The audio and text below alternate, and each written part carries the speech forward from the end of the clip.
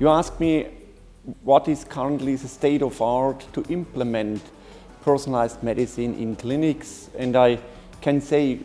that after 10-15 years where people try to implement genetic information for better treatment of patients with drugs and to improve drug response and to avoid adverse drug reactions, we are really did a step forward. It is clearly shown that you can introduce genetic testing to improve drug therapy based on a really big currently performed study published in Lancet at the beginning of this year, that if you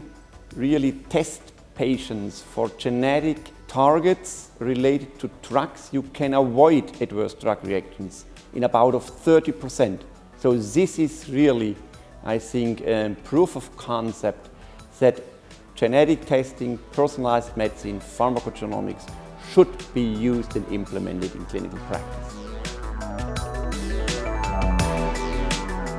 So I strongly believe that we do have now enough data in terms of the genetic association with drugs. But what we need in the future is more in detail information about epigenetic changes